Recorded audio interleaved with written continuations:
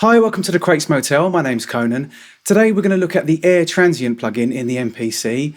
I'll briefly explain its purpose and I'll show you some ways you can use it. So let's jump in.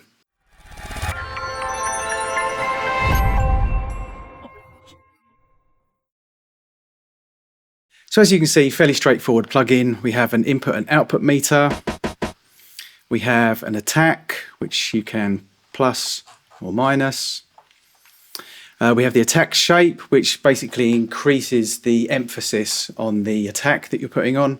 And then we have sustain, which we can also plus and minus as well. What I've noticed with the attack shape, there isn't really any explanation in the manual on this at all, but 50% sort of seems to be round about in the middle.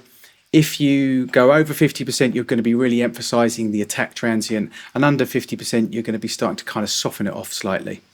Then we have an output for compensation, and we have a handy limiter as well, which is really useful when you're applying a lot of attack. And most importantly, it seems pretty transparent.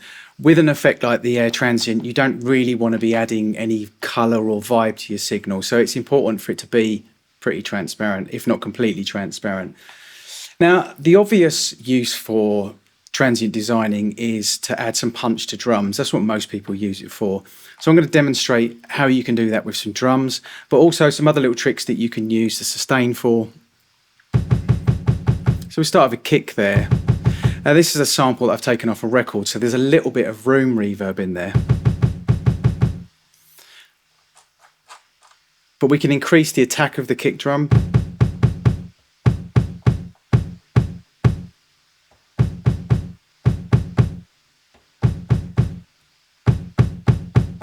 You can hear that it's got just a bit more knock to it. But what you can also do with the sustain is you can reduce the sound of the reverb in the room. A lot of drums had a lot of room reverb on them. So if you want to make the drum a lot tighter,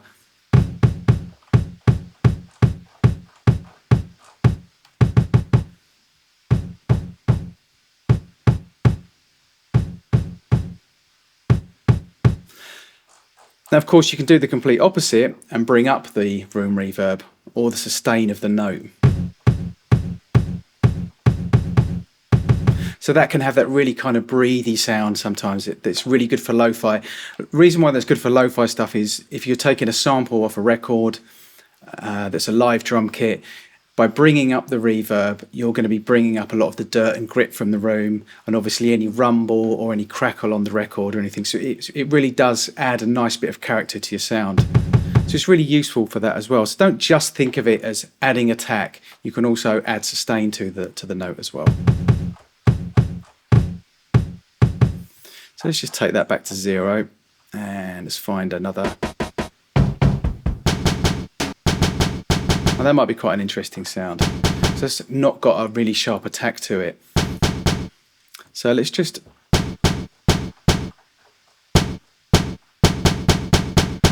that has a lot more punch now.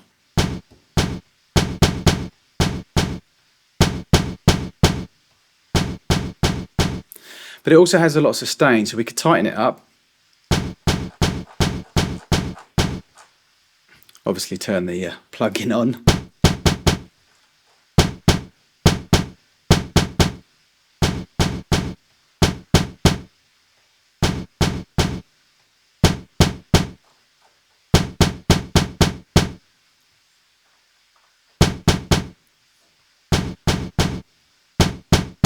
So you can see you can use it to really shape the sound. You can add sustain to it, add attack, reduce attack, obviously, if we really want to take that back.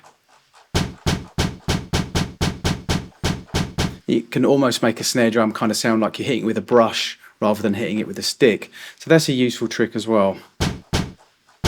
Doesn't work too well on that particular snare drum. But you can get a really nice soft sound to a quite deep fat snare drum, as if it's like got a towel over the top of it, which is something that we used to do well, still do in studios now, just to stop the rattle of a snare drum. So you can kind of get that kind of sound. Then again, like I said, the opposite you can do is bring that sustain up on the snare. And that will really bring up the sound of the room.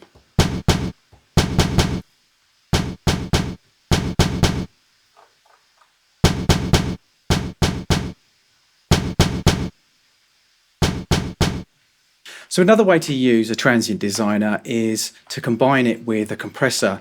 Now, when you use compression, quite often what can happen if you have to compress quite a lot is you'll start rounding off the transients.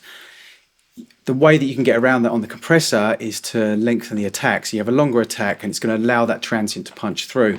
But you can't always do that. There's certain situations where you're working with a really dynamic signal. You want to really even it out. So you'll use a lot of attack. And what will happen then is you'll start rounding off the transients. So a way to use a transient designer is with a compressor, and then you have the transient designer afterwards. So I'm going to play a drum beat and I'm going to add some compression to it, and then I'm going to play around with the transient designer afterwards and show you how you can affect the sound of the drum, not just by tightening it up or bringing back some of the transients, but also reducing the sustain and also adding the sustain.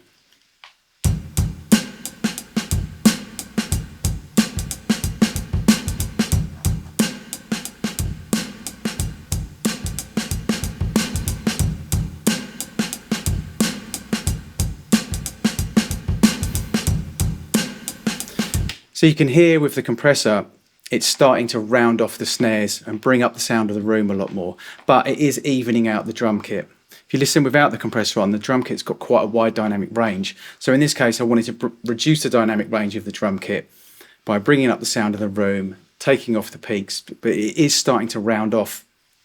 If I was to take the attack back even more, because at the moment I've got it at 30 milliseconds, which is an attack where you would actually be letting the transients through on the drums. So let's take the attack back a little bit more. We've got a quick release on there already, as you can see. We'll take the attack back more and I'll start rounding off the snare drums. I'll then use the air transient to bring back some of the knock in the snares and the kick, and also the hat as well. It'll really bring the hat up.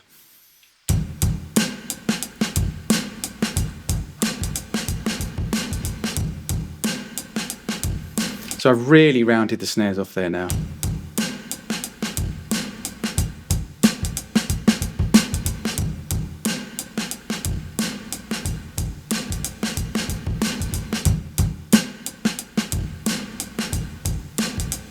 Now obviously I'm overdoing this because I want to show you the effect. So normally it probably would be a lot more subtle. For instance, I wouldn't compress this drum beat as much as I am, and I definitely wouldn't take the attack back that much.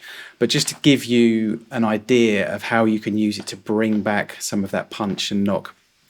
So we've got the compressor going.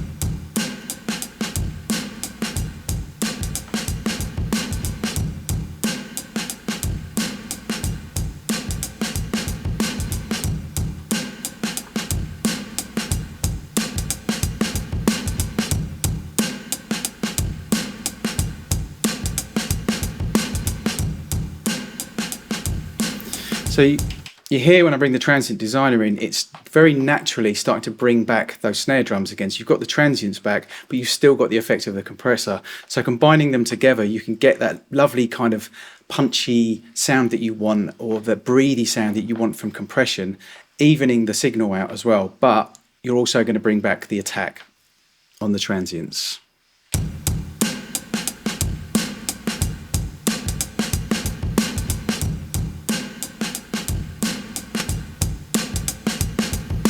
So another thing you can do in this situation, I've brought up a lot of the sound of the room there. I can really get rid of some of that or bring it out even more by using the sustain. So I'll show you.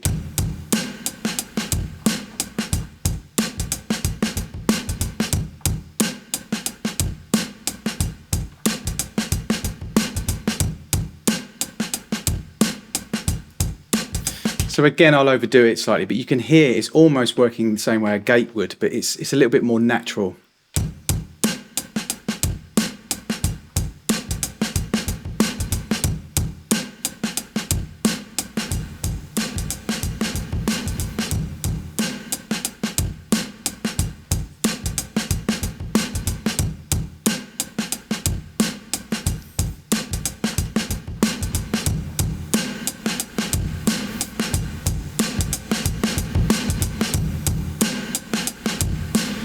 So now by increasing the sustain, as I said, now I'm really bringing up the dirt and the sound of the room, the rumble from the turntable I sampled, etc. And it's really giving it a real gritty lo-fi sound and really taking advantage of the dirt that was already in the sample. So you can use the sustain to do that, and it's a really useful way of really grittying up samples that you've taken off vinyl, etc. Or if it was badly recorded, that kind of thing, it just really grabs hold of it and brings it up.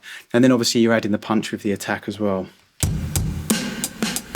And like I said, with the compressor, I've evened the signal out, reduced the dynamic range. So it's just combining those two together gives you a real control over how you want to compress it, how you want the dynamic range to be, and then bringing the punch back or the sustain or reducing the sustain in the actual signal.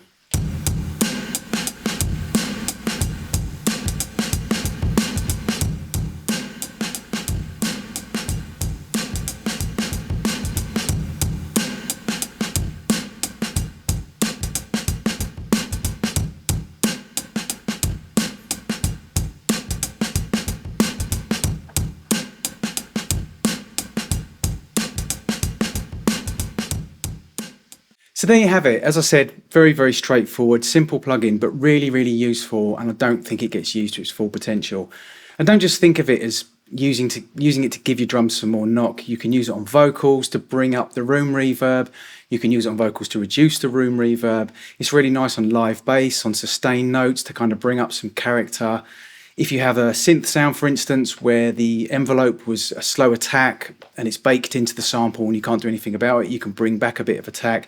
In fact, any sample that is a bit slow on the attack and you need a bit more punch to it, you've got the control with Air Transient to bring back that punch. Even on a fully mastered sample that you've taken off vinyl and it sounds a little bit squashed, you can add some transient, some grit, etc. just by using that plugin. I mean, I've actually used it in mastering before. You have to use it very, very subtly, but somebody had sent me a master that had a limiter had been used, it had been squashed to death. I couldn't get another pre-master, so I used transient design.